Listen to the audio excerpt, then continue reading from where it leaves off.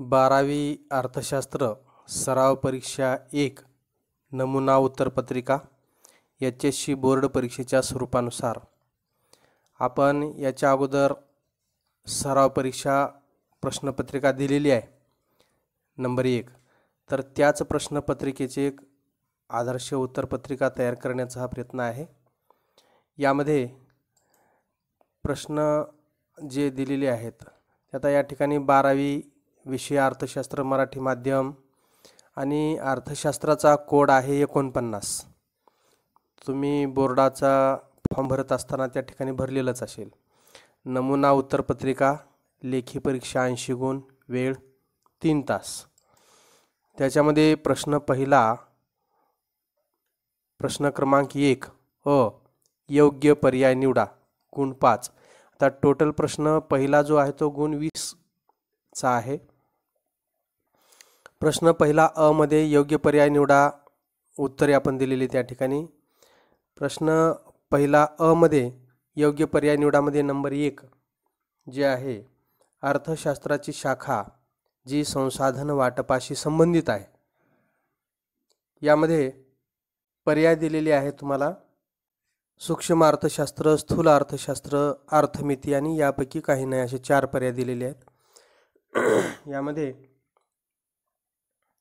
Number 1 दिलेला आहे अ ब क। पर्याय नंबर 2 अ ब, क दिले फक्त अ आणि ड दिलेला नंबर 4 दिलेला आहे वरीलपैकी नाही। पर्याय क्रमांक 1 मध्ये अ ब क, पर्याय क्रमांक 2 मध्ये अ ब, पर्याय क्रमांक 3 मध्ये फक्त अ आणि नंबर 4 मध्ये वरीलपैकी नाही। तर या ठिकाणी पर्याय क्रमांक जो आलेला आहे तो 3 आलेला आहे। या ठिकाणी पर्याय क्रमांक 3 जो आहे तो फक्त अ च दिलेला आहे। पर्याय क्रमांक 3 फक्त अ। काय फक्त अ? आपल्या आतमध्ये दिलेले आहे पर्यायामध्ये की फक्त अ आहे सूक्ष्म अर्थशास्त्र, म्हणजे अर्थशास्त्राची शाखा जी संसाधन वाटपाशी संबंधित आहे ते काय आहे? सूक्ष्म अर्थशास्त्र। त्याच्यानंतर दुसरं विधान आहे पर्यायी वस्तूंची किंमत आणि मागणी यात डॅश। त्या ठिकाणी वेगवेगळे पर्याय दिलेले आहेत।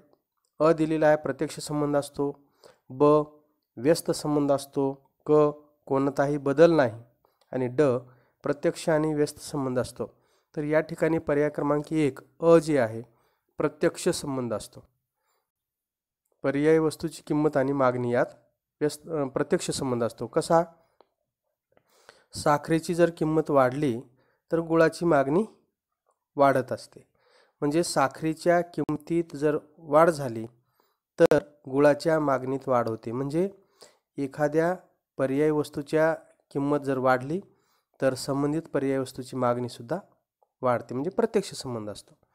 त्याच्यानंतर नंबर 3 आहे जेव्हा पुरवठा वक्र वरच्या दिशेने जातो तेव्हा त्याचा असणारा उतार धनात्मक असतो, ब ऋणात्मक असतो, क प्रथम धनात्मक नंतर ऋणात्मक असतो आणि ड 0 असतो। तर पर्याय क्रमांक 1 अ जो आहे धनात्मक असतो। त्याच्यानंतर नंबर 4 किंमत निर्देशांकाचा अयोग्य संबंध असलेली विधाने शोधा। तर या ठिकाणी अ ब क ड हे 4 पर्याय दिलेले आहेत। निर्देशांकाचे भौगोलिक साधन, हवेच्या दाबाचे मोजमाप निर्देशांकात केले जाते, ब क आर्थिक चलातील सापेक्ष बदलाचे मोजमाप निर्देशांकात केले जाते आणि ड निर्देशांक हा विशिष्ट सरासरीमध्ये असतो।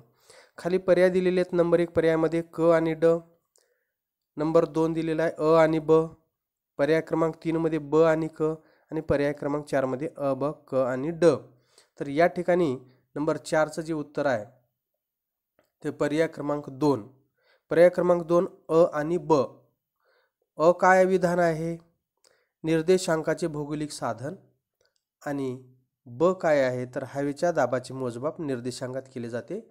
हे 2 जे विधान आहेत ते निर्देशांकाचा अयोग्य संबंध असलेली विधाने आहेत। किंमत निर्देशांकाच्या अयोग्य संबंध असलेली ही 2 विधान आहेत, याचा काही संबंध नाही किंमत निर्देशांकाशी। त्याच्यानंतर 5वा विधान आहे नाणे बाजारातील निधीच्या कमतरतेचे कारण हे डॅश डॅश हे आहे. अ आहे अपुरी बचत, ब रोख रकमेची वाढती मागणी, क असंघटित क्षेत्राची वाढती मागणी आणि ड वित्तीय गैरव्यवस्था. तर याच्यामध्ये पर्याय क्रमांक 1 जे अ आहे अपुरी बचत हे त्याचं उत्तर असेल. त्याच्यानंतर प्रश्न पहिल्यामधील ब जे आहे विसंगत शब्द ओळखा. विसंगत शब्द ओळखामध्ये आपणाला नंबर 1 दिलेला आहे वैयक्तिक मागणी, वैयक्तिक पुरवठा, वैयक्तिक उत्पन्न आणि किंमत पातळी. आता वैयक्तिक मागणी, वैयक्तिक पुरवठा आणि वैयक्तिक उत्पन्न हे जे आहे ते सूक्ष्म अर्थशास्त्रातील संबंधित आहेत, पण किंमत पातळी जी आहे ते स्थूल अर्थशास्त्राशी संबंधित आहे, म्हणून किंमत पातळी हा वेगळा शब्द येईल. नंबर 2 आहे हवा, पाणी, सूर्यप्रकाश आणि सोने. आता हे जे आहे हवा, पाणी, सूर्यप्रकाश हे निसर्गाने मुबलक प्रमाणात आपल्याला देणगी दिलेली आहे आणि त्याच्या बदल्यात आपण एखाद्या वस्तूचे काहीही नग त्या सूर्यप्रकाशाच्या किंवा पाण्याच्या हवेच्या बदलात देत नाही. म्हणजे उपयोगिता मूल्य यांच्यात प्रचंड आहे पण विनिमय मूल्य अत्यंत कमी आहे. पण सोन्यामध्ये उपयोगिता मूल्य कमी आहे पण विनिमय मूल्य प्रचंड असल्यामुळे सोने जे आहे ते वेगळा शब्द गटात न बसणारा. त्याच्यानंतर नंबर 3 जो आहे मिठाई, बिस्किटे, फळे आणि औषधे. आता मिठाई, बिस्किटे, फळे जे आहेत ते ज्या बाबतीत उपभोग्य वस्तू आहेत आणि ह्यांची मागणी जी आहे याला आपण प्रत्यक्ष मागणी करत असतो. औषधं जी आहेत औषधंसुद्धा औषधाची मागणी अलौकिक असते. औषधे अत्यावश्यक बाबीमध्ये येतात म्हणून औषधं ही वेगळं आहे. मिठाई, बिस्किटे, फळे हे अत्यावश्यकमध्ये येत नाहीत पण औषधात अत्यावश्यक वस्तूमध्ये येतं म्हणून. आणि अत्यावश्यक वस्तूची जी मागणी असते ती अलौकिक असते म्हणून औषधं हा वेगळा शब्द येईल. त्याच्यानंतर नंबर 4 किंमत निर्देशांक, संख्यात्मक निर्देशांक, पाचशे निर्देशांक आणि मूल्य निर्देशांक. ह्याच्यामधला जो वेगळा शब्द आहे तो पाचशे निर्देशांक. कारण किंमत निर्देशांक आणि संख्यात्मक निर्देशांक व मूल्य निर्देशांक हे निर्देशांकाचे वेगवेगळे प्रकार आहेत परंतु पाचशे निर्देशांक हा त्याच्यातला वेगळा आहे. नंबर 5 ताग. भारताच्या आयातीतील वस्तूमध्ये पेट्रोलियम, ताग, पोलाद आणि खते असे 4 बाबी दिलेले आहेत आपल्याला. तर त्यामध्ये ताग हा जो आहे तो भारताच्या आयातीतील वस्तू नाही म्हणून ताग हा वेगळा शब्द येईल. त्याच्यानंतर प्रश्न दुसरा अ जो आहे त्याच्यामध्ये खालील उदाहरणाच्या आधारे संकल्पना ओळखून ती स्पष्ट करा असा प्रश्न आपणाला आलेला आहे. नाही, प्रश्न पहिला क मध्ये बघा सहसंबंध पूर्ण करा. प्रश्न 5 गुणाचा आहे. सहसंबंध स्पष्ट करा. नंबर 1 लाकडापासून फर्निचर. ह्याला आपण लाकडापासून फर्निचर केलं तर त्याला रूप दिलं त्याच्यामुळे रूप उपयोगिता आहे. तसेच अभ्यासाचे पुस्तक हे ज्ञान उपयोगिता आहे म्हणून ही जी रिकामी जागा आहे ती आपण भरलेली आहे ज्ञान उपयोगिता. पुस्तकापासून जे उपयोगिता मिळते ती ज्ञान उपयोगिता. नंबर 2 आहे पेन आणि शाई. त्याच्यामध्ये पेन आणि शाई काय आहे हे पूरक वस्तू आहेत ज्याला आपण कॉम्प्लिमेंटरी गुड्स असं म्हणत असतो. तर चहा आणि कॉफी ह्या सबस्टिट्यूट गुड्स किंवा पर्यायी वस्तू आहेत म्हणून पेन आणि शाई इथं तुम्हाला रिकामी जागा दिलेली आहे. तसेच चहा आणि कॉफी ही पर्यायी वस्तू म्हणून दिलेलं आहे. मग इथं काय येईल पूरक वस्तू. पेन आणि शाई पूरक वस्तू.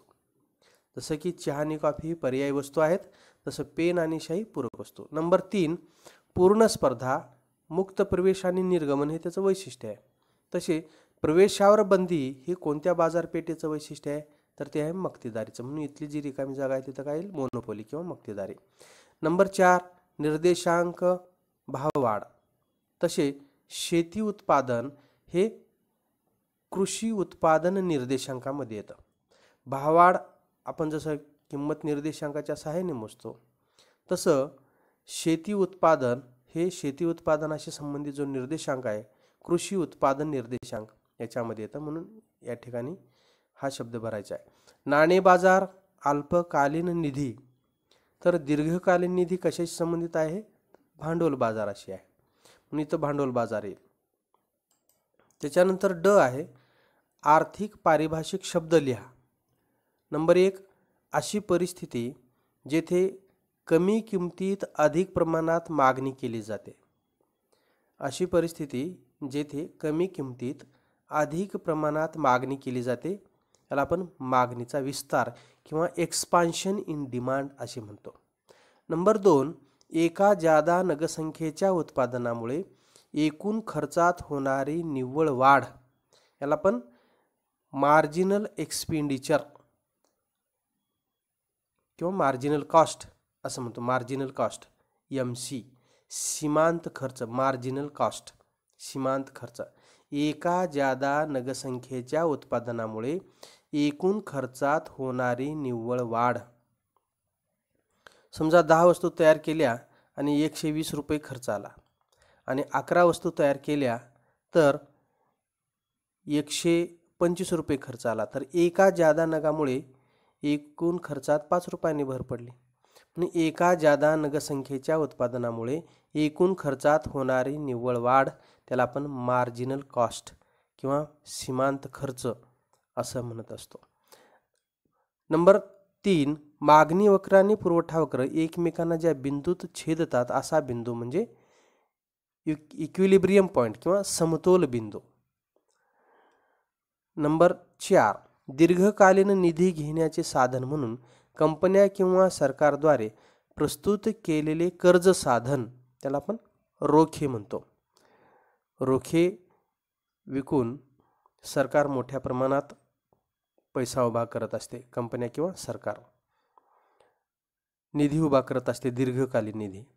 नंबर 5 एका वर्षाच्या कालावधीत देशाच्या सर्व आंतरराष्ट्रीय आर्थिक व्यवहारांची पद्धतशीरपणे केलेली नोंदणी याला आपण व्यवहार तोल किंवा बॅलेन्स ऑफ पेमेंट म्हणतो. बॅलेन्स ऑफ पेमेंटमध्ये बॅलेन्स ऑफ ट्रेड आणि इतर सेवा याचाही समावेश होतो. म्हणून एका वर्षाच्या कालावधीत देशाच्या सर्व आंतरराष्ट्रीय आर्थिक व्यवहारांची, म्हणून व्यवहार तोलामध्ये सर्व आंतरराष्ट्रीय आर्थिक व्यवहारांची पद्धतशीरपणे केलेली नोंदणी याला आपण व्यवहार तोल म्हणतो. व्यापार तोलामध्ये केवळ वस्तूची आयात आणि निर्यात यातील फरकावरून आपल्याला व्यापार तोल स्पष्ट करता येतो. व्यापार तोल एखाद्या वेळेस असंतुलित असला तर चालेल, परंतु व्यवहार तोल हा नेहमी समतोल किंवा अनुकूल असला पाहिजे. असे हे 5 आर्थिक पारिभाषिक शब्द आहेत. प्रत्येकाला 1 गुण आहे असा 5 मार्काचा. असा प्रश्न पहिला अ, ब, क आणि ड असा 5-5 मार्काचे असे एकूण 20 गुण आहेत. त्याच्यानंतर प्रश्न दुसरा अ खालील उदाहरणांच्या आधारे संकल्पना ओळखून ती स्पष्ट करा. कोणतेही 3. तर 2-2 मार्कासाठी आहेत. संकल्पना ओळखण्यासाठी 1 मार्क आहे आणि संकल्पनांचं विश्लेषण करण्यासाठी 1 गुण आहे. असे प्रत्येक विधान जे आहे ते 2-2 गुणासाठी असे 3 प्रश्न तुम्हाला लिहायचे आहेत. परीक्षेत विचारले जातील बाकी 5. नंबर 1 गौरीने एका विशिष्ट उद्योगातील वैयक्तिक उत्पन्नाची माहिती गोळा केली. या विधानातील संकल्पना आहे वैयक्तिक घटकाचा अभ्यास, पर्टिक्युलर स्टडी. वैयक्तिक घटकाचा अभ्यास. संकल्पनेचे विश्लेषण वैयक्तिक घटकाचा अभ्यास. अर्थव्यवस्थेतील एखाद्या विशिष्ट घटकाचा स्वतंत्रपणे केलेला अभ्यास म्हणजे वैयक्तिक घटक अभ्यास होय. उदाहरणार्थ सूक्ष्मलक्षीय अर्थशास्त्रात विशिष्ट उद्योगाचा, विशिष्ट उत्पादन संस्थेचा, वैयक्तिक उत्पन्नाचा, विशिष्ट वस्तूच्या किमतीचा अभ्यास केला जातो. म्हणून मायक्रो इकॉनॉमिक्सशी संबंधित ही संकल्पना आहे. खुल्या घटकाचा, वैयक्तिक एका घटकाचा सखोल अभ्यास. म्हणून एका विशिष्ट उद्योगातील वैयक्तिक उत्पन्नाची माहिती गोळा केली जाते. तर ही संकल्पना आहे वैयक्तिक घटकाचा अभ्यास, पर्टिक्युलर फॅक्टर जो आहे, वैयक्तिक घटक, त्याचा अभ्यास सखोलपणे केला जात असतो, स्वतंत्रपणे केला जात असतो. हे सूक्ष्मलक्षी अर्थशास्त्राचं खास वैशिष्ट्य आहे, स्टडी ऑफ सिंगल युनिट म्हणून. त्याच्यानंतर दुसरं विधान आहे, खेडेगावाला पुराचा फटका बसल्यामुळे किमती स्थिर असूनही विविध वस्तूंची मागणी कमी झाली. उदाहरणार्थ, मागणीतील घट किंवा मागणीतील ऱ्हास. संकल्पनेचे स्पष्टीकरण. वस्तूंच्या किमतीत बदल न होता इतर परिस्थितीमध्ये, जसे उपभोक्त्यांच्या आवडीनिवडी, उपभोक्त्यांचे उत्पन्न, नैसर्गिक परिस्थिती इत्यादींमध्ये प्रतिकूल बदल झाल्यास मागणीत घट होते, तेव्हा त्यास मागणीतील ऱ्हास किंवा घट असे म्हणतात. मागणी वक्र हा मूळ मागणी वक्राच्या डावीकडे स्थलांतरित होतो. पण खेडेगावाला पुराचा फटका बसल्यामुळे किमती स्थिर असूनही विविध वस्तूंची मागणी कमी होते. त्याच किमतीला जेव्हा वस्तूची मागणी पूर्वीपेक्षा कमी होते, तेव्हा मागणीतील घट किंवा डिक्रीज इन डिमांड होतो किंवा मागणीतील ऱ्हास. तर तो मूळ मागणी वक्राच्या डाव्या बाजूला एक नवीन मागणी वक्र तयार होत असतो. कारण का, तर इतर परिस्थितीत बदल झाल्यामुळे त्याच किमतीला पूर्वीपेक्षा कमी नगांची मागणी केली जात असते. त्याच्यामध्ये का बरं कमी केली जाते, तर लोकांच्या आवडीनिवडी, उपभोक्त्याचे उत्पन्न आणि नैसर्गिक परिस्थिती इत्यादीमध्ये प्रतिकूल बदल झाल्यामुळे त्याच किमतीला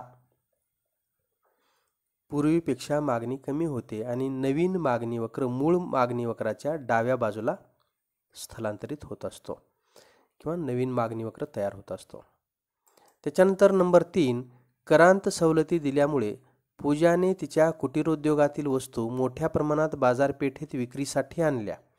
उदाहरणातील संकल्पना आहे पुरवठ्यातील वाढ, इन्क्रीज इन सप्लाय. बघा, करांत सवलती दिल्यामुळे पूजाने तिच्या कुटीरोद्योगातील वस्तू मोठ्या प्रमाणात बाजारपेठेत विक्रीसाठी आणल्या. पुरवठ्यातील वाढ.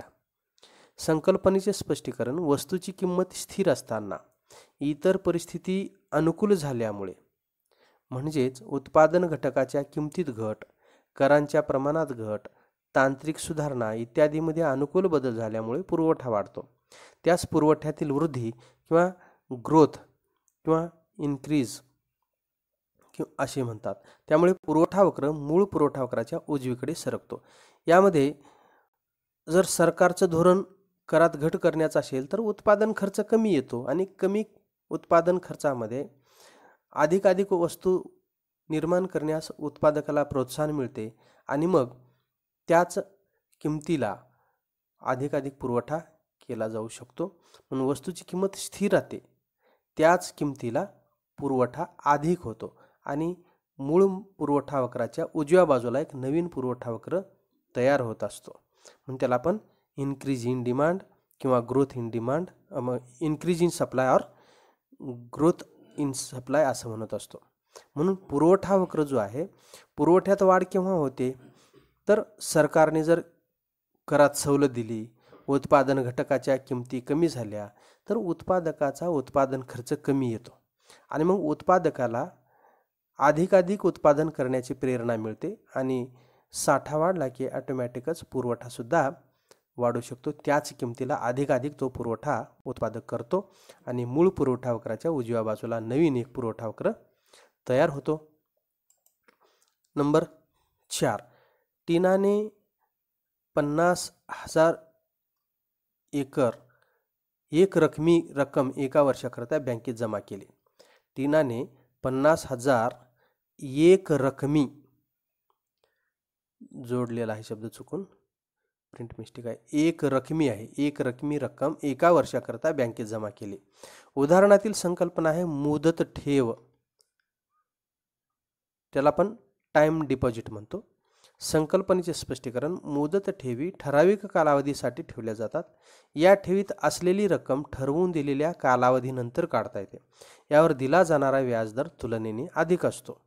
म्हणून 1 वर्षासाठी किंवा 5 वर्षासाठी जेव्हा आपण रक्कम ठेवतो तोपर्यंत आपणाला ती रक्कम काढता येत नाही. मध्येच काढण्याचा प्रयत्न केला तर आपणाला जो मूळ 5 वर्षासाठीचा जो व्याजदर ठरलेला आहे त्याच्यापेक्षा कमी व्याजदराने आपणाला ती रक्कम परत केली जाते. म्हणजे जो व्याजाचा दर ठरवलेला आहे तो लाभ आपणाला मिळत नाही मध्ये जर काढला आपण तर अगोदरच. म्हणून विशिष्ट कालावधीसाठी ठेवलेल्या रकमा ज्या आहे त्याला आपण मुदत ठेवी म्हणत असतो.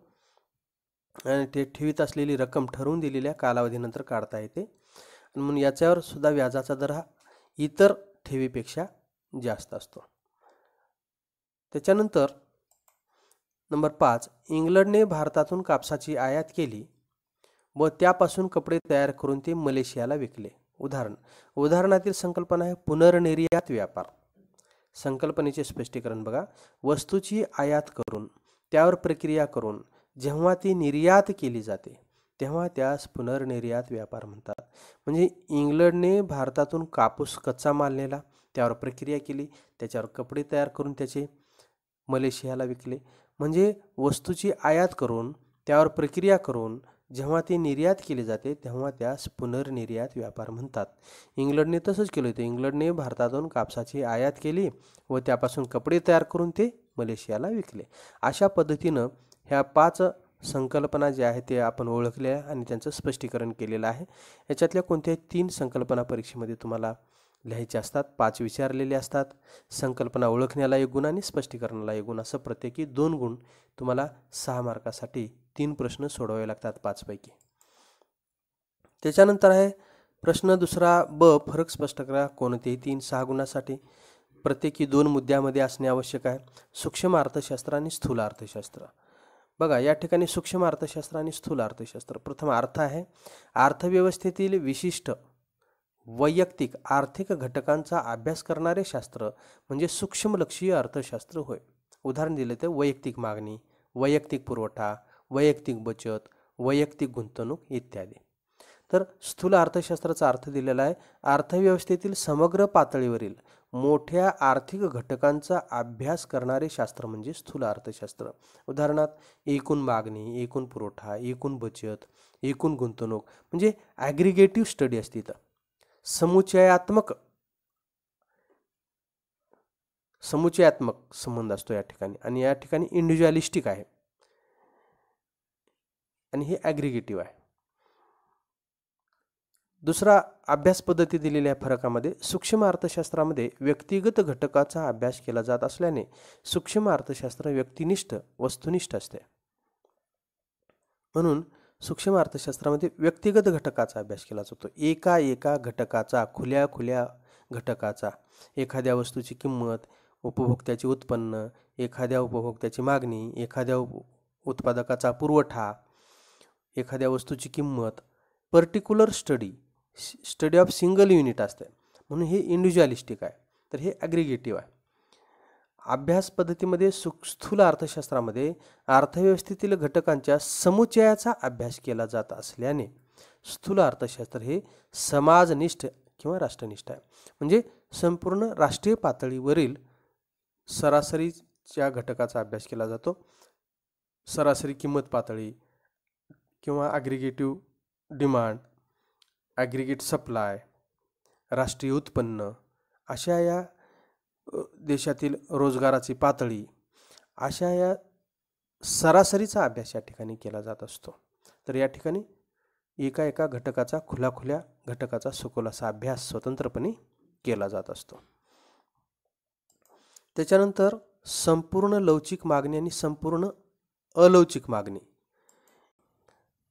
त्याचा अर्थ आहे संपूर्ण लवचिक मागणीमध्ये बघा अर्थ, किमतीत अल्प किंवा मुळीच बदल न होता मागणीत अनंत बदल होतो तेव्हा त्याला अनंत किंवा संपूर्ण लवचिक मागणी म्हणतात.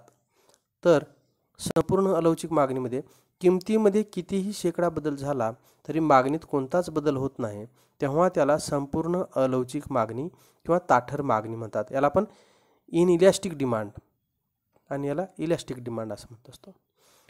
अनंत लवचिक मागणीमध्ये इलॅस्टिसिटी ऑफ डिमांड जी असते ती इन्फिनिटी असते आणि या ठिकाणी संपूर्ण अलवचिक मागणी जी आहे इनइलॅस्टिक असते तेव्हा elasticity of demand is equal to 0 असते. या ठिकाणी मागणी वक्र बघा. संपूर्ण लवचिक मागणी प्रकारात मागणी वक्र अक्षाला समांतर असतो. उदाहरणार्थ सोन्याच्या किमतीत बदल न होता मागणी सतत वाढते. तर या ठिकाणी संपूर्ण अलवचिक मागणी प्रकारात मागणी वक्र अक्षास समांतर असतो. व्यवहारात ही परिस्थिती कमी प्रसंगी आढळते. उदाहरणार्थ मिठाला दुधाला असलेली मागणी. याचे आपल्याला वक्र या ठिकाणी स्पष्ट केलेले आहेत. बघा, संपूर्ण लवचिक मागणी वक्र हा अक्षाला असा समांतर आहे. म्हणून elasticity of demand is equal to infinity. अनंत लवचिक मागणी आहे. इन्फिनिटी अनिश्चित. या ठिकाणी या अक्षावर किंमत दिलेली आहे, अक्षावर मागणी दिलेली आहे. म हा मागणी वक्र आहे, क किंमत आहे. किमतीत थोडासा बदल झाला किंवा किंमत स्थिर असताना मागणीत प्रचंड प्रमाणात बदल होत असतो. म्हणून elasticity of demand is equal to infinity. त्याच्यानंतर संपूर्ण अलवचिक मागणी वक्र बघा. अक्षावर मागणी, या अक्षावर किंमत आणि हा मागणी वक्र म हा अक्षाला समांतर आहे असा. हा अक्ष सरळ आणि इकडे म हा सुद्धा असा उभा आहे ताठर. आणि किमतीत काही बदल झाले. क किंमत आहे तेव्हा अम मागणी आहे. क टू किंमत झाली, मागणी पूर्वी इतकीच आहे. क1 किंमत क पासून क1 पर्यंत किंमत कमी झाली, मागणी पूर्वी तीच काय. म्हणजे किमतीत काही बदल झाले. क पासून क2 पर्यंत किंमत वाढली तरी मागणी पूर्वी इतकीच. क पासून क1 पर्यंत किंमत कमी झाली तरी मागणी पूर्वी इतकीच. म्हणजे किमतीतील बदलाचा मागणीवर काहीही परिणाम होत नाही. त्याला आम्ही संपूर्ण अलवचिक मागणी किंवा ताठर मागणी किंवा परफेक्टली इनइलॅस्टिक डिमांड कर्व असं म्हणत असतो. म्हणून असा हा अक्षाला समांतर आहे आणि हा अक्षाला समांतर आहे. हा फरक त्याच्यातला आहे. त्याच्यानंतर साठा आणि पुरवठा. उत्तर बघा, साठा आणि पुरवठामध्ये अर्थ विशिष्ट कालावधीत विक्रेत्याकडे विक्रीसाठी उपलब्ध असलेली एकूण नगदसंख्या म्हणजे साठा होय. तर पुरवठा विशिष्ट वेळी विशिष्ट किमतीला साठ्यातील जो भाग प्रत्यक्ष बाजारात विक्रीसाठी आणला जातो त्यास पुरवठा असे म्हणतात. समजा उत्पादकाने 100 वस्तूंचं उत्पादन केलं तर तो झाला साठा. म्हणजे विक्रेत्याकडे विक्रीसाठी उपलब्ध असलेली एकूण नगदसंख्या म्हणजे साठा. समजा त्याने 100 नग उत्पादन केलेले आहेत आणि तो विक्रीसाठी ठेवलेला आहे. तर तो विक्रीसाठी उपलब्ध असलेले त्याच्याकडे 100 नग आहेत, पण 100 नगातून त्याने फक्त जर 50 नग विक्रीसाठी आणले असतील तर तो झाला पुरवठा. म्हणजे साठ्यातून पुरवठा केला जात असतो आणि साठ्यापेक्षा पुरवठा अधिक कधीच नसतो. फार तर नाशवंत वस्तूच्या संदर्भात बघितलं तर साठा आणि पुरवठा समान असतो, पण टिकाऊ वस्तूच्या संदर्भात साठ्यापेक्षा पुरवठा हा नेहमी कमी असतो किंवा त्याच्या एवढा असू शकतो. परस्पर संबंध. वस्तूचा साठा हा नेहमी पुरवठ्यापेक्षा जास्त असतो. बघा, वस्तूचा साठा हा नेहमी पुरवठ्यापेक्षा जास्त असतो. कारण पुरवठा कुठून करायचा? साठा असेल तरच पुरवठा होईल ना. काही वेळा मात्र वस्तूचा साठा आणि पुरवठा समान होऊ शकतो. उदाहरणार्थ नाशवंत वस्तू, जसे आपण पर्शिएबल गुड्स म्हणतो ज्याला, फळे, भाजीपाला, मांस, अंडे याच्या संदर्भात आपण जेवढा साठा झाला तेवढा पुरवठा करतो, कारण ते जास्त काळ आपल्याला टिकून ठेवता येत नाहीत. तर या ठिकाणी वस्तूचा पुरवठा नेहमी साठ्यापेक्षा कमी असतो. टिकाऊ वस्तूच्या संदर्भात वस्तूचा पुरवठा नेहमी साठ्यापेक्षा कमी असतो. टिकाऊ वस्तू, कारखान्यात तयार झालेले सर्व माल एकाच वेळी बाजारात येत नाही. समजा उदाहरणार्थ एखाद्या उत्पादकाने 100 टेबल तयार केलेले आहेत, तर त्यापैकी किंमत जर जास्त असेल तर तो त्याच्यातले 60 टेबल विकायला काढलेले आहेत. परंतु जर किंमत कमी झाली तर तो विक्रीस नेत नाही, तर तो आपल्या घरी किंवा कारखान्यात टिकून ठेवतो, कारण ते टिकणाऱ्या वस्तू आहेत. किंमत वाढीचा तो वाट पाहत असतो, किंमत वाढल्यानंतर पुन्हा विकायला नेत असतो. मात्र नाशवंत वस्तूच्या बद्दल किंमत वाढण्याची वेळ किंवा किंमत वाढण्यासाठीचा काळ हा तो पाहू शकत नाही. कारण का, जास्त काळ जर आपण वाट पाहिली किंमत वाढल्यानंतर विकू म्हणून, तर तोपर्यंत तो माल खराब होईल. म्हणून नाशवंत वस्तूच्या बद्दल साठा आणि पुरवठा समान असू शकतो. मात्र टिकाऊ वस्तूच्या संदर्भात साठा आणि पुरवठा यात फरक असतो. वस्तूचा पुरवठा नेहमी साठ्यापेक्षा कमी असतो. साठा अधिक असतो आणि त्याच्यातून पुरवठा, जशी किंमत जास्त वाढेल तसा तो पुरवठा त्याच्यातून करू शकतो. त्याच्यानंतर मागणी ठेवी आणि मुदत ठेवी. बघा, मागणीनुसार पैसे काढले जाणाऱ्या ठेवींना मागणी ठेवी असे म्हणतात. मागणीनुसार पैसे काढल्या जाणाऱ्या ठेवींना मागणी ठेवी असे म्हणतात. तर ठराविक कालावधीनंतर पैसे काढल्या जाणाऱ्या ठेवींना मुदत ठेवी असे म्हणत असतो आपण. याला पण प्रकारामध्ये बघू. मागणी ठेवीत चालू ठेवी आणि बचत ठेवी या ठेवींच्या प्रकाराचा समावेश होतो. तर मुदत ठेवीमध्ये आवर्ती ठेवी आणि मुदत ठेवी या ठेवींच्या प्रकारांचा समावेश होतो. आता या ठिकाणी जे करंट अकाउंट म्हणतो याला आपण, करंट अकाउंट आणि सेविंग अकाउंट. करंट अकाउंटमध्ये आपल्याला दिवसातून किती वेळेस पैसे काढता येतात, पण बचत ठेवीमध्ये दिवसातून किती वेळेस पैसे काढता येत नाहीत. चालू ठेवीवर व्याज दर अत्यंत कमी असतो किंवा देतही नाहीत, कारण बँका त्या व्यक्तीला किंवा व्यापाऱ्याला त्या सेवा देत असतात चालू ठेवीमध्ये. तर बचत ठेवीमध्ये थोडासा व्याजाचा दर दिला जातो. मात्र मुदत ठेवीमध्ये आवर्ती ठेवी म्हणजे याला आपण रिकरिंग अकाउंट याला आपण म्हणत असतो. विशिष्ट कालावधीसाठी ठराविक कालावधीमध्ये एक रक्कम आपण ठेवत असतो. दर महिन्याला समजा 1,000 रुपये ठेवलो आपण. असे 12 महिन्यापर्यंत ठेवल्यानंतर किंवा 2 वर्षापर्यंत ठेवल्यानंतर आपल्याला पूर्ण रक्कम व्याजासह परत मिळत असते. म्हणून ठराविक कालावधीनंतर विशिष्ट रक्कम ठेवल्यानंतर आपल्याला ती बचतीची सवय लागावी म्हणून कोणी दररोज 100 रुपये ठेवतं, कोणी महिन्याला 1000 रुपये ठेवतं.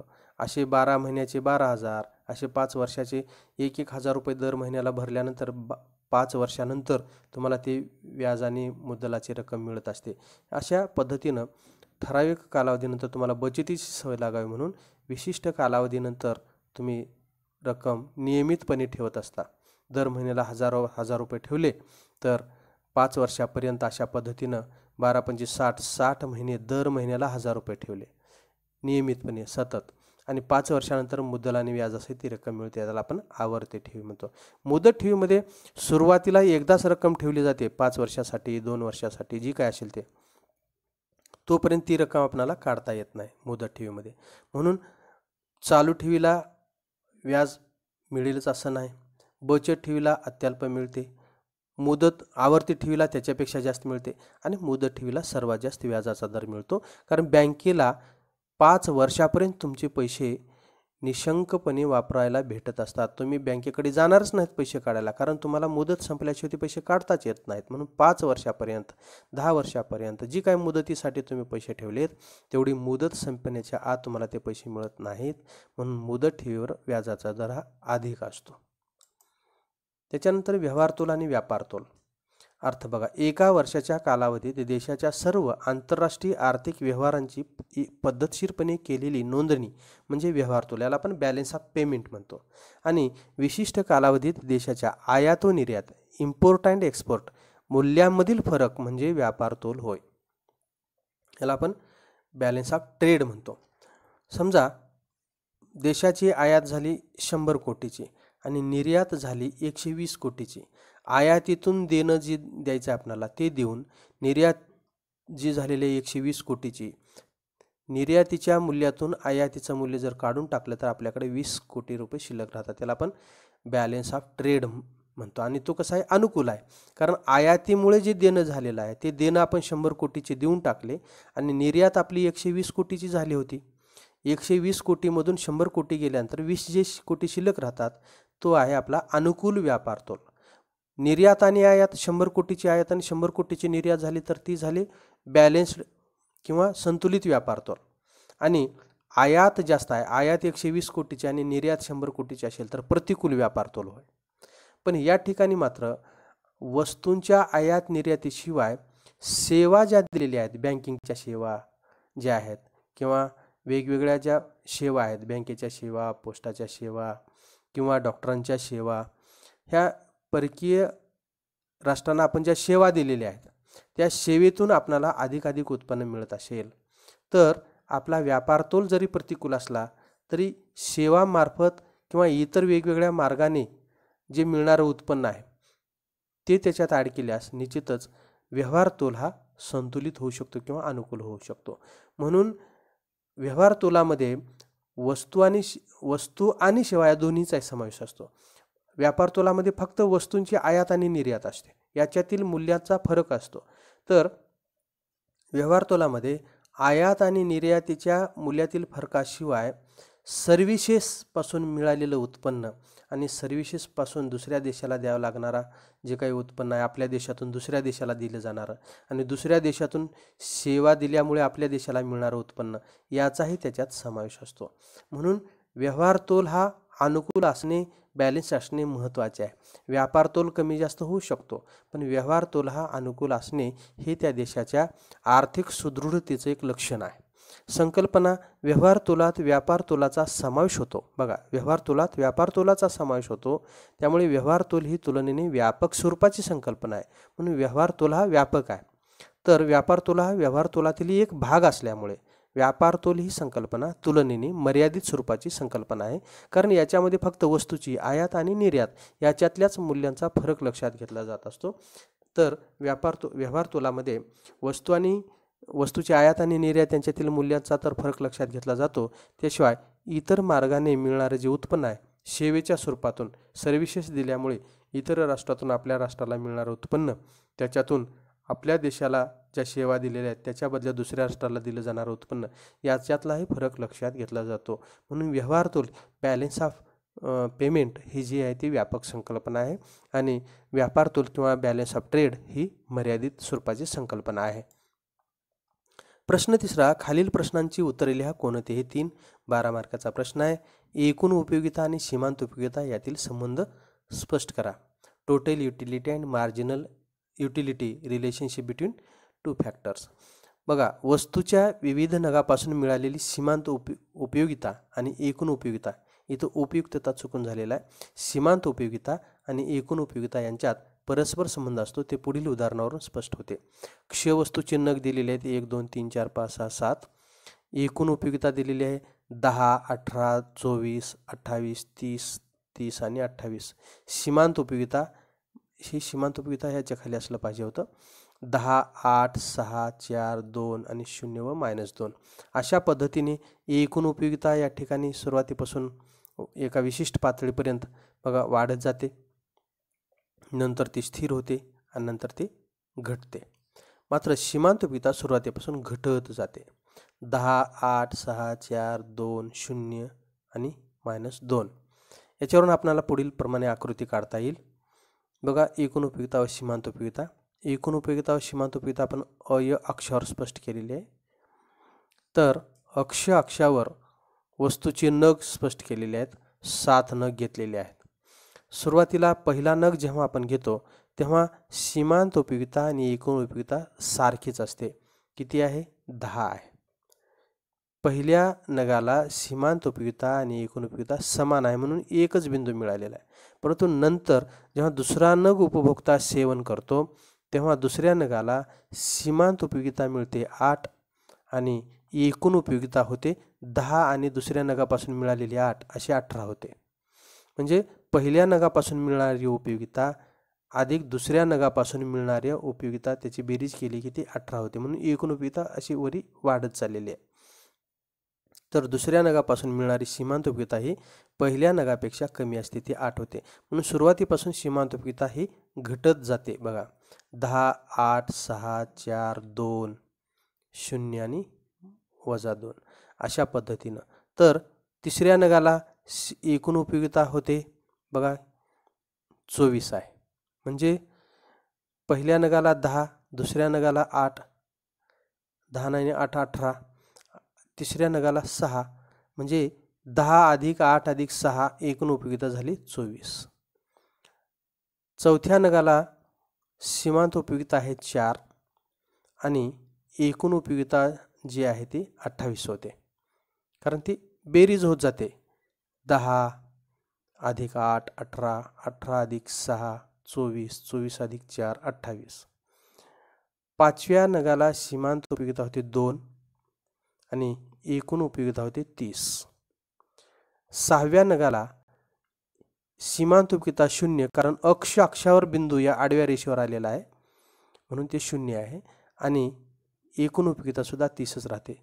म्हणजे पाचव्या आणि सहाव्या नगाला एकूण उपयोगिता स्थिर आहे. बघा 30 आणि 30. आणि सातव्या नगाला सीमांत उपयोगिता होते -2. बघा इथे -2, इथं -4च्या वरी हा इथं -2चा पॉईंट इथं येतो आणि इथून आपण वर एकूण उपयोगितेत -2 ने घट होते, म्हणजे -2 होते म्हणजे 28 होते. हे बघा, म्हणजे सुरुवातीला पहिल्या नगाला एकूण उपयोगिता आणि सीमांत उपयोगिता स्थिर असते. एकूण उपयोगिता घटत्या दराने वाढत जाते. सुरुवातीला 8 ने भर पडली, नंतर 6 ने भर पडली, नंतर 4 ने भर पडली, नंतर 2 ने भर पडली, नंतर 0 भर पडली, नंतर -2 ने भर पडली. म्हणजे अशा पद्धतीनं एका विशिष्ट पातळीपर्यंत वाढत्या दराने म्हणजे घटत्या दराने वाढते, नंतर स्थिर होते आणि नंतर घटते. तर सीमांत उपयोगिता वक्र सुरुवातीपासून घटत जातो. बघा 10, 8, 4, 10 नंतर 8 नंतर 6 नंतर 4 नंतर 2 नंतर 0 आणि -2. अशा पद्धतीनं सीमांत उपयोगिता वक्र हा इथून इथपर्यंत धन आहे, नंतर तो 0 होतो, इथून इकडे ऋण होतो. मात्र एकूण उपयोगिता वाढत्या दराने म्हणजे घटत्या दराने वाढते, नंतर स्थिर होते आणि नंतर घटते. जेव्हा सीमांत उपयोगिता 0 असते तेव्हा एकूण उपयोगिता सर्वाधिक असते. जेव्हा सीमांत उपयोगिता उणे होते तेव्हा एकूण उपयोगिता घटते. अशा पद्धतीनं एकूण उपयोगिता नेहमी धनच असते. हा झाला कमाल समाधानाचा बिंदू, हा एकूण उपयोगिता वक्र आणि हा सीमांत उपयोगिता वक्र. इथून अक्ष ओलांडून जेव्हा सीमांत उपयोगिता वक्र खाली येतो तेव्हा सीमांत उपयोगिता ऋण होते आणि इथून इकडे आहे तो धन आहे आणि इथल्या पॉईंटवर आहे तो 0 आहे. म्हणून सीमांत उपयोगिता धन, 0 आणि ऋण असू शकते, मात्र एकूण उपयोगिता नेहमी धनच असते. हा इथून खाली असा इकडं खाली येत नाही. म्हणून या ठिकाणी घटत्या दराने वाढत जाते, नंतर स्थिर होते आणि घटते. खाली आपण दिलेला आहे सहसंबंध. बघा, अक्षावर वस्तुचिन्ह आणि या अक्षावर एकूण उपयोगिता व सीमांत उपयोगिता दर्शविली आहे. आकृतीमध्ये एकूण उपयोगिता वक्र डावीकडून उजवीकडे वर जाणारा आणि सीमांत उपयोगिता वक्र डावीकडून उजवीकडे खाली जाणारा मिळतो. सीमांत उपयोगिता वक्र 0 आणि ऋणात्मक पातळी दर्शवतो, तर एकूण उपयोगिता वक्र महत्तम आणि स्थिर स्वरूपाची एकूण उपयोगिता दर्शवते. आकृतीद्वारे खालील प्रकारे परस्पर संबंध स्पष्ट करता येतो. पहिल्या आपण बघितलं की सुरुवातीला एकूण उपयोगिता व सीमांत उपयोगिता समान असतात, म्हणजे एकूण उपयोगिता ही 10च आहे आणि सीमांत उपयोगिता सुद्धा 10च आहे, म्हणून एकूण उपयोगिता बरोबर सीमांत उपयोगिता. नंबर 2, क्ष वस्तूच्या नगाचा उपभोग जसा जसा घेतला जातो तसं तशी एकूण उपयोगिता घटत्या दराने वाढते आणि सीमांत उपयोगिता घटत जाते. म्हणजे एकूण उपयोगिता घटत्या दराने कशी वाढते? सुरुवातीला 10 आहे, त्याच्यानंतर 8 ने भर पडते 18 होते, नंतर 6 ने भर पडते 24 होते, नंतर 4 ने भर पडते 28 होते, नंतर 2 ने भर पडते 30 होते. अशा पद्धतीने 8 अधिक 10 अधिक 8 अधिक 6 अधिक 4 अधिक 2 असं वस्तू कसं आहे की घटत्या दराने वाढते आणि सीमांत उपयोगिता घटत जाते. 10 नंतर 8 नंतर 6 नंतर 4 नंतर 2 अशा पद्धतीनं. म्हणजे एकूण उपयोगिता वाढत जाते तेव्हा सीमांत उपयोगिता घटत जाते. नंबर 3, जेव्हा एकूण उपयोगिता महत्तम असते तेव्हा सीमांत उपयोगिता 0 होते. ही स्थिती सर्वाधिक समाधानाचाच म्हणजेच तृप्ती बिंदू दर्शवते. म्हणजे एकूण उपयोगिता जेव्हा महत्तम असते तेव्हा सीमांत उपयोगिता 0 असते.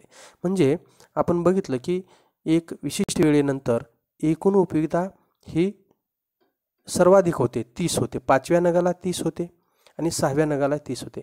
6व्या नगाला जेव्हा सीमांत उपयोगिता 0 होते तेव्हा तो त्याचा तृप्ती बिंदू किंवा महत्तम समाधानाचा बिंदू असतो.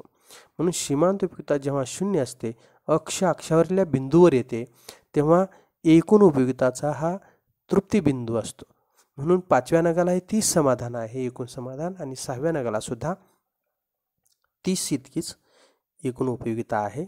म्हणून हा 6व्या नगाला जो आपण रेषा उभी दाखवलेली आहे आकृतीमध्ये, त्याच्यामध्ये सीमांत उपयोगिता 0 आणि एकूण उपयोगिता सर्वाधिक असते. तो तृप्ती बिंदू किंवा कमाल समाधानाचा बिंदू असतो.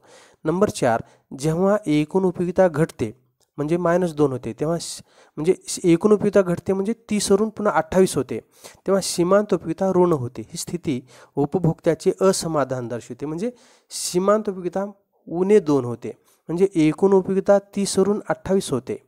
महत्तम समाधानाच्या बिंदूनंतर तो एकूण उपयोगिता वक्र थोडासा खाली येतो तेव्हा सीमांत उपयोगिता ऋण होते. म्हणून एकूण उपयोगिता घटते तेव्हा सीमांत उपयोगिता ऋण असते. नंबर 5, सर्वाधिक समाधानाचा तृप्तीचा बिंदू गाठल्यानंतर सर्वसाधारण उपभोक्ता वस्तूचा उपभोग घेण्याचे थांबवतो, कारण तो महत्तम समाधानाचा बिंदू आहे, कारण त्या बिंदूत त्याला सर्वाधिक समाधान मिळते. एकूण उपयोगितेत काही भर पडत नाही. नंतर जर आपण 6व्या नगानंतर कितीही नंतरचे नग सेवन केले तरी एकूण समाधानात भर पडत नाही, तर ती घट होत असते. नंबर 6, सर्वाधिक समाधानाच्या तृप्तीच्या बिंदूनंतर समाधानाचे रूपांतर असमाधानात होते. दुसऱ्या शब्दात उपभोक्त्याला उपयोगितेचे दुष्परिणाम जाणवू लागतात. म्हणजे 6व्या नगानंतर 7वा नग सेवन केला तरी एकूण समाधान घटायला लागते, कारण त्याला त्रास होतो नंतरच्या नग उपभोगल्यामुळे, आणि एकूण समाधान त्याचे असमाधानात रूपांतर होते. म्हणून 30 वरून तो 7वा नग घेतल्यामुळे काय झालं, एकूण समाधानात 2 ने घट झाली आणि सीमांत उपयोगिता घटली. O1 अक्ष ओलांडून हा वक्र खाली गेला. म्हणजे ही जी स्थिती आहे ती असमाधानाची आहे, ती रेखांकित केलेली आपण बघितलेली आहे आकृतीमध्ये. त्याच्यानंतर आहे प्रश्न दुसरा, काळानुसार बाजाराचे प्रकार स्पष्ट करा. काळानुसार बाजाराचे प्रकार आपल्याला दिलेले आहेत. अत्यल्प काळ. अत्यल्प काळ म्हणजे असा काळ की ज्यामध्ये वस्तूचा पुरवठा वाढवता येत नाही, त्यामुळे वस्तूंची किंमत मागणी निर्धारित करते. हा काळ काही दिवसांचा किंवा आठवड्याचा असतो. त्यात वस्तूचा पुरवठा वाढवता येत नाही. ह्याला आपण अत्यल्प काळ म्हणजे काही दिवसांचा किंवा आठवड्याचा असतो, आणि या काळामध्ये वस्तूची जर मागणी वाढली तर पुरवठा वाढवता येत नाही, कारण पुरवठा वाढवण्यासाठी आपल्याला काही वेळ अधिक असणे आवश्यक आहे. मात्र या अत्यल्प काळामध्ये जर वस्तूची किंमत म्हणजे लोकांची जर मागणी वाढली तर पुरवठा वाढवता येत नाही, म्हणून मागणी वाढली की किमती वाढतात, कारण पुरवठा वाढवता येत नाही अत्यल्प काळामध्ये. जसे की आपलं बाजारपेठेचं उदाहरण घेऊया, एक दिवसाची बाजारपेठ उदाहरणात. समजा अचानक मागणी वाढली तर आपल्याला बाजारपेठेमध्ये आणलेला भाजीपाला जो आहे तेवढाच राहतो, आणि आपण 10 रुपये पावरून 15 रुपये पाव करतो. म्हणजे पुरवठा वाढवायला आपल्याला वेळ आहे का? म्हणजे शॉर्ट टर्म आहे, अत्यल्प काळ आहे. अत्यल्प काळामध्ये आपल्याला पुरवठ्यात वाढ करता येत नाही अचानक मागणी वाढली तर. म्हणून वस्तूची किंमत ही ठरवणारा महत्त्वाचा घटक कोणता असेल तर तो मागणी आहे. मागणी जर वाढली तर किमती वाढतील, कारण पुरवठा वाढवता येणार नाही आपल्याला. म्हणून अत्यल्प काळामध्ये वस्तूची किंमत ही मागणी निर्धारित करते. मागणी जर जास्त झाली तर किंमत वाढते, मागणी जर कमी झाली तर किंमत कमी होते, कारण पुरवठ्यात आपल्याला काही बदल करता येत नाही. म्हणून अत्यल्प काळामध्ये वस्तूची किंमत ठरवणारा मागणी हा घटक महत्त्वाचा ठरत असतो. त्याच्यानंतर दुसरा काळ आहे अल्पकाळ. अल्पकाळ हा 1 वर्षापेक्षा कमी कालावधीचा काळ आहे. या काळात वस्तू व सेवांचा पुरवठा काही प्रमाणात आदानाचे श्रम समायोजन करून वस्तूचा पुरवठा वाढवता येणे शक्य असते. आता अल्पकाळामध्ये थोडासा बदल करता येतो, जसं की 1 वर्षापर्यंत जर सतत मागणी वाढत असेल एखाद्या वस्तूची तर आपण काय करतो, उपलब्ध असलेले जे कामावरचे कामगार आहेत त्यांना आपण 6 तासाच्या ऐवजी 7 तास काम करायला लावतो, आणि अधिक उत्पादन आहे त्याच कच्च्या मालावर प्रक्रिया करून आपण उत्पादन वाढवण्याचा प्रयत्न करत असतो. म्हणजे बदलत्या घटकात आपल्याला थोडासा बदल करता येतो, जसे की श्रमामध्ये पण आहे ते कामगार 6 तासाच्या ऐवजी 7 तास काम करून घेतो आपण त्याच्याकडून, आणि थोडंसं उत्पादन वाढू शकतो. समजा 100 वस्तू दररोज निर्माण होत असतील तर आपण 105 वस्तू निर्माण करण्याचा प्रयत्न करतो. म्हणजे थोडासा बदल त्या ठिकाणी अपेक्षित आहे. म्हणून अल्पकाळ हा 1 वर्षापेक्षा कमी कालावधीचा आहे. म्हणून सतत जर वस्तूची मागणी वाढत असेल 6 महिने झालं, 7 महिने झालं, 8 महिने झालं, हे लक्षात आल्यानंतर आपण आहे त्याच उपलब्ध असलेल्या साधनावर प्रक्रिया करण्यासाठी श्रमिकांचा अधिकाधिक वापर करतो, आणि काही प्रमाणात आपण वस्तू व सेवाचा पुरवठा वाढवण्याचा प्रयत्न करत असतो. थोडा बहुत 100 वस्तू दररोज तयार होत असतील तर आता 105 करतो, कारण ते 200-150 होण्या एवढं आपल्याला तेवढा वेळ नसतो, कारण आपल्याला सगळंच बदलावं लागेल. मग मशीन नवी आणावे लागतील, कारखाना नवीन बांधावा लागेल, कामगार नवीन आणावे लागतील, आणि याच्यासाठी हा 1 वर्षाचा काळ म्हणजे अल्पकाळ असतो, आणि ह्या काळात एवढं सगळं करणं आपल्याला शक्य नसतं. म्हणून उपलब्ध असलेल्या साधनामध्ये समायोजन करणं, आहे त्या कामगाराचा अधिकाधिक वापर करणं, कच्च्या मालाचा जपून वापर करणं व्यवस्थितपणे, आणि मग थोड्या बहुत प्रमाणात उत्पादन आपण वाढवू शकतो. त्याच्यानंतर तिसरा आहे दीर्घकाळ. दीर्घकाळ हा असा कालावधी होय ज्यात उत्पादनाचे घटक आणि उत्पादन खर्च बदलणे शक्य असते. दीर्घकाळात उद्योग संस्थांना सर्व प्रकारच्या खर्चाशी जुळवून घेणे शक्य होते. हा कालावधी काही वर्षाचा असतो, उदाहरणार्थ साधारणपणे 5 वर्षापर्यंत. तर लॉंग रन पिरियडमध्ये 5 वर्षाचा काळ आहे. सतत मागणी जर एखाद्या वस्तूची वाढली तर आपण काय करतो, नवीन जागा घेतो, नवीन इमारत बांधतो, नवीन यंत्र आणतो आणि एवढ्या गोष्टी करण्यासाठी आपल्याला वेळ आहे. म्हणून ज्या प्रमाणात मागणी असेल त्या प्रमाणात पुरवठा करण्यासाठी आपल्याला उत्पादनाचे घटक जे आहेत, भूमी, श्रम, भांडवल, संयोजक, हे सुद्धा आपल्याला अधिकाधिक वाढवणं शक्य आहे. उत्पादन खर्च बदलणं शक्य आहे. म्हणजे नवीन नवीन तंत्रज्ञान उपलब्ध असेल तर आणता येतं. त्याच्यासाठी आपल्याला 5 वर्षाचा काळ आहे. 5 वर्षाच्या काळात आपण जगातले वेगवेगळे आधुनिक तंत्रज्ञान आणू शकतो आणि वेगवेगळे उत्पादनाचे घटक एकत्रित करून उत्पादन अधिकाधिक वाढवण्यासाठी एखादा नवीन कारखाना रिप्लेस त्या ठिकाणी करत असतो किंवा आपल्या कारखान्याचा विस्तार वाढवू शकतो. त्याच्यासाठी त्याला वेळ असतो. म्हणून दीर्घकाळामध्ये मागणीनुसार पुरवठा शक्य आहे. म्हणून या ठिकाणी किंमत निश्चितीत मागणी आणि पुरवठा दोन्ही घटक तेवढेच महत्त्वाचे असतात. नंबर 4 आहे अतिदीर्घकाळ. अतिदीर्घकाळ म्हणजे असा काळ ज्यामध्ये उत्पादनाची सर्व आदाने स्थिर आणि बदलता येणे शक्य असते. हा कालावधी 5 वर्षापेक्षा अधिक असतो. मग अतिदीर्घ काळामध्ये लॉंग रन पिरियडमध्ये आपल्याला फिक्स्ड अँड व्हेरिएबल फॅक्टर्स जे आहेत, इमारत कारखान्याची निर्माण करता येते, नवीन कारखाना स्थापन करता येतो, बदलते घटक जे आहेत, कच्चा माल, एनर्जी, हे सगळे बदलते घटकसुद्धा आपल्याला सहज बदलता येतात. म्हणजे फिक्स्ड अँड व्हेरिएबल कॉस्ट जे आहे आमचा, ते सगळं नवीन कारखाना आपल्याला तयार करता येण्यासाठी भरपूर वेळ आहे. म्हणून मागणी वाढली की आपण दीर्घकाळात एक निर्णय घेतो की नवीनच कारखाना आणि आधुनिक टेक्नॉलॉजी असलेला कारखाना आपल्याला स्थापन करता येईल, असा हा एवढा काळ आहे.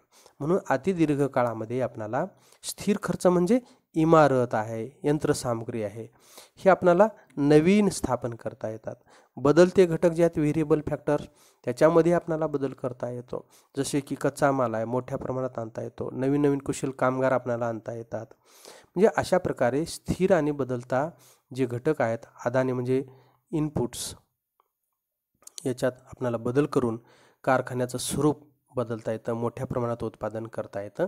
म्हणून अतिदीर्घ काळामध्ये आपल्याला उत्पादकाला मोठ्या प्रमाणात वेळ मिळतो आपल्या कारखान्यामध्ये बदल करण्यासाठी, आपल्या कारखान्याचा विस्तार करण्यासाठी, आधुनिक तंत्रज्ञान आणण्यासाठी, कुशल कामगार आणण्यासाठी, आणि सगळं काही तो बदलून टाकतो आणि आधुनिक काळातील मागणीनुसार तो पुरवठा स्थापन करू शकतो.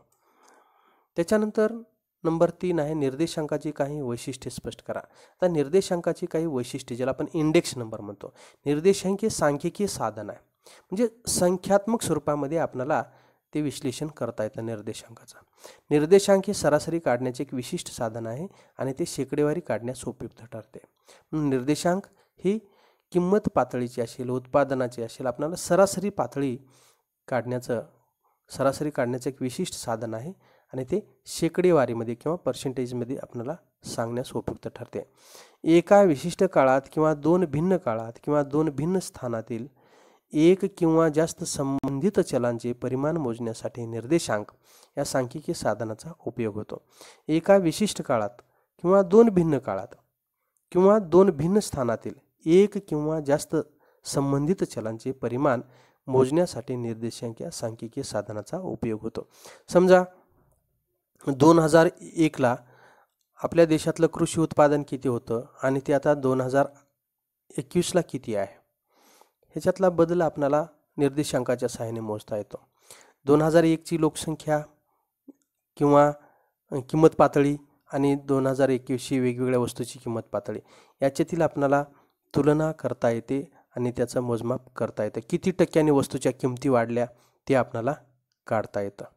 किंवा भिन्न काळात 2 किंवा 2 भिन्न स्थानातील एक किंवा जास्त संबंधित चलाचे परिमाण मोजण्यासाठी, म्हणजे कृषी उत्पादन असेल आणि त्यांची किंमत पातळी असेल, याच्यातले सुद्धा आपल्याला बदल मोजता येत असतात. म्हणून मागील एखाद्या वर्षाशी चालू वर्षाची तुलना जेव्हा करतो तेव्हा चालू वर्षामध्ये मागील वर्षाच्या तुलनेत किती किमतीत बदल झालेले आहेत हे आपल्याला सहज मोजता येते.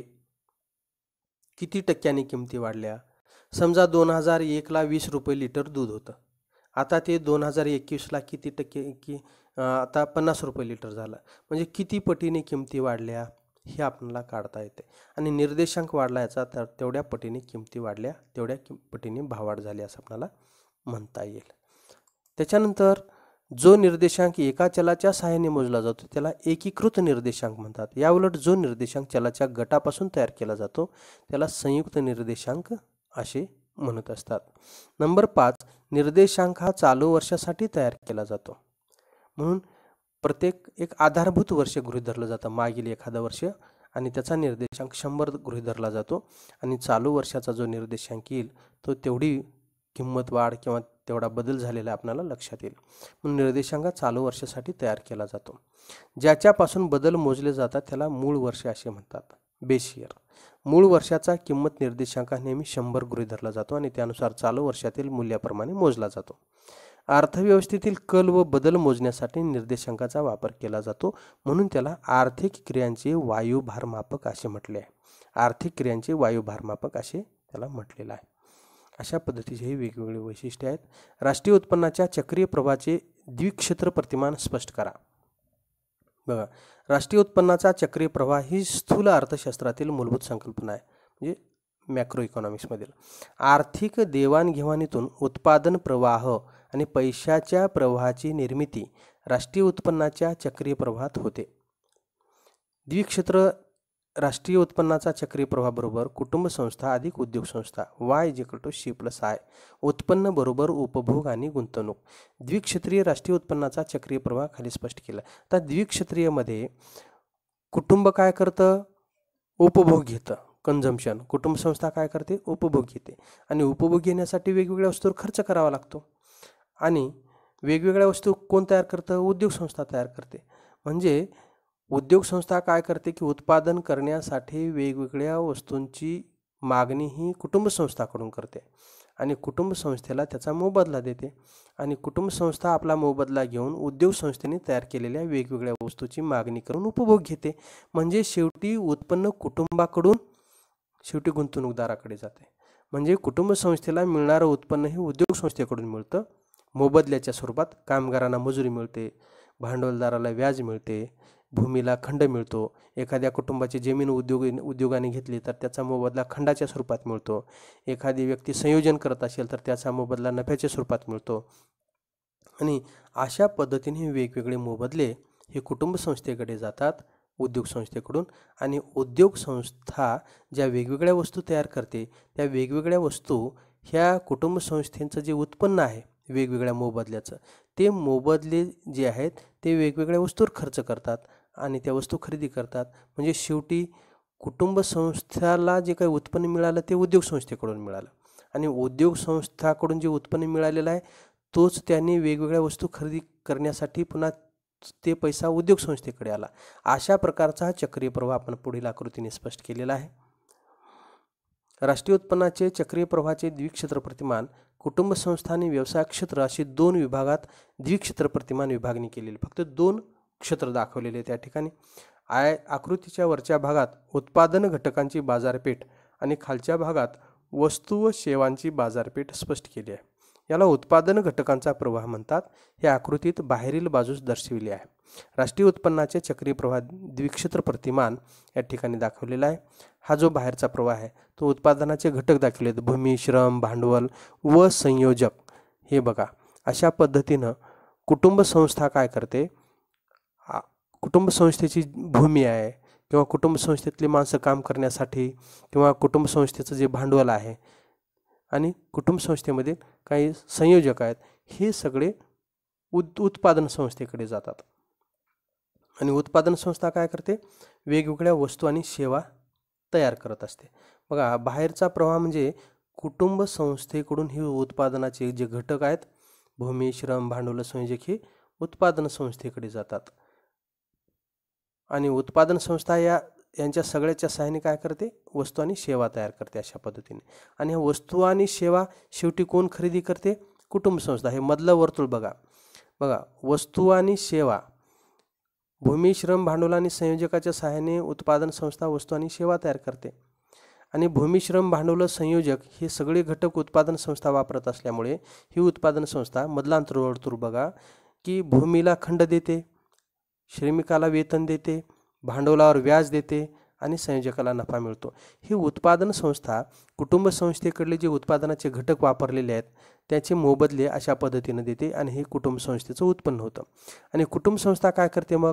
त्यांना दैनंदिन जीवन जगण्यासाठी ज्या कारखान्यातल्या वस्तू व सेवावरील उपभोग खर्च करते. म्हणजे हे जे मिळालेलं उत्पन्न आहे या उत्पन्नाच्या साहाय्याने उत्पादन संस्थेने जे निर्माण केलेल्या वस्तू आणि सेवा आहेत त्या खरेदी करत असते आणि ह्यांचं शेवटी उत्पन्न कुणाकडे जाते? पैशाच्या स्वरूपातलं उत्पादन संस्थेकडे जाते. अशा प्रकारे कुटुंब संस्था आणि उत्पादन संस्था हे द्विक्षत्रीय प्रतिमान या ठिकाणी स्पष्ट झालेलं आहे. बाहेरील वर्तुळामध्ये कुटुंब संस्थेकडून उत्पादनाचे सर्व घटक जे आहेत ते उत्पादन संस्थाकडे जातात. उत्पादन संस्था त्यांच्या सहाय्याने वस्तू व सेवा तयार करतात. उत्पादन संस्था त्यांचे मोबदले खंड, वेतन, व्याज, नफा कुटुंब संस्थाला देते आणि मिळालेलं उत्पन्न कुटुंब संस्था वस्तू व सेवावरील खर्चाच्या रूपाने उत्पादन संस्थेकडे ते उत्पन्न जाते शेवटी. अशा प्रकारे उत्पादन संस्थेकडून कुटुंब संस्थेकडे उत्पन्नाचा प्रवाह जातो आणि कुटुंब संस्थेकडून पुन्हा वस्तू आणि सेवावरील खर्चाच्या रूपाने उपभोग खर्चाच्या रूपाने पुन्हा उत्पादन संस्थेकडे येतो. अशा प्रकारचा राष्ट्रीय उत्पन्नाचे चक्रीय प्रवाह द्विक्षेत्र प्रतिमान आपल्याला स्पष्ट करता येईल. वरील आकृतीमध्ये असे दर्शविले की उत्पादन घटकांचा प्रवाह हा कुटुंब संस्थेकडून उत्पादन संस्थेकडे जातो. उद्योग संस्था उत्पादन घटकांचा वापर करून कुटुंब संस्थेला आवश्यक असणाऱ्या वस्तू व सेवा उपलब्ध करून देतात. तर उलट दिशेने वस्तू व सेवांचा प्रवाह उत्पादन संस्थेकडून कुटुंब संस्थेकडे जातो. हे आकृतीत आतील बाजूस दर्शविले आहे की ही प्रक्रिया सतत चालू राहते. यासारखीच प्रक्रिया पैशाच्या प्रवाहातही चालू राहते. पैशाचा प्रवाह हा उद्योग संस्थेकडून कुटुंब संस्थेकडे उत्पादन घटकांच्या मोबदल्याच्या खंड, वेतन, व्याज व नफा या स्वरूपात प्रवाहित होतो. कुटुंब संस्था त्या उत्पन्नाचा वापर वस्तू व सेवांच्या खरेदीसाठी करतात. अशा प्रकारे पैशातील उत्पन्न प्रवाह उद्योग संस्थेकडून कुटुंब संस्थेकडे प्रवाहित होतो. तर उलट दिशेने कुटुंब संस्थाकडून प्रवाह उद्योग संस्थेकडे जातो. राष्ट्रीय उत्पन्नाच्या प्रवाहात उत्पादन घटकाचे उत्पन्न हे खर्चात रूपांतर होते, कारण व्यक्तीच्या गरजा कधी संपत नाहीत. त्यामुळे राष्ट्रीय उत्पन्नाचा सातत्याने चालू राहणारा चक्री प्रवाह तयार होतो. त्याच्यानंतर आहे कराची वैशिष्ट्ये लिहा. कर म्हणजे काय? प्राध्यापक शेलिगमन यांच्या मते कोणत्याही विशेष लाभाच्या प्राप्तीशिवाय व्यक्तीने शासनाला दिलेले सक्तीचे देणे म्हणजे कर होय. म्हणून tax is a compulsory payment to the government. म्हणून कर हे सक्तीचं देणं आहे. त्या कर दिल्याबद्दल तुम्ही त्यांच्याकडून काही अपेक्षा करू शकत नाही. म्हणून कोणत्याही विशेष लाभाच्या प्राप्तीशिवाय व्यक्तीने शासनाला दिलेले सक्तीचे देणे म्हणजे कर होय. शासनाकडे आपण 10,000 रुपये टॅक्स भरला, मग त्या 10,000च्या बदल्यात सरकारने आपल्याला काहीतरी उपलब्ध करून द्यावं हे अशी अपेक्षा न ठेवता दिलेले सक्तीचं देणं म्हणजे कर आहे. कराचे वैशिष्ट्य बघा. कर हे शासनाला द्यावायचे सक्तीचं देणं असतं. ज्या नागरिकावर कर लागू होतो त्यांनी ते देणे कायदेशीररित्या बंधनकारक ठरते. कर हा सरकारी उत्पन्नाचा मोठा स्रोत आहे. जर एखाद्या व्यक्तीने कर दिला नाही तर शासन त्या व्यक्तीला शिक्षा करू शकते. नंबर 2, समाजाच्या सामाजिक हितासाठी शासनाला करावा लागणारा खर्च. समाजाच्या सामाजिक हितासाठी शासनाला करावा लागणारा खर्च भागविण्यासाठी करदात्याकडून कर घेतला जातो. नंबर 3, कराच्या मोबदल्यात कोणत्याही करदात्याला शासनाकडून कोणताही थेट आणि प्रमाणशीर लाभ किंवा सेवा घेण्याचा अधिकार नसतो. एखाद्या व्यक्तीने 1,00,000 रुपये टॅक्स भरला म्हणून त्याच्याच प्रमाणात त्याला काहीतरी सुविधा मिळेल असं नाही. नंबर 4, कर उत्पन्न, मालमत्ता किंवा वस्तूवरील व सेवावर लागू केला जातो. म्हणून कर लोकांच्या उत्पन्नावर, मालमत्तेवर किंवा वस्तूवर व सेवावर लागू केला जातो.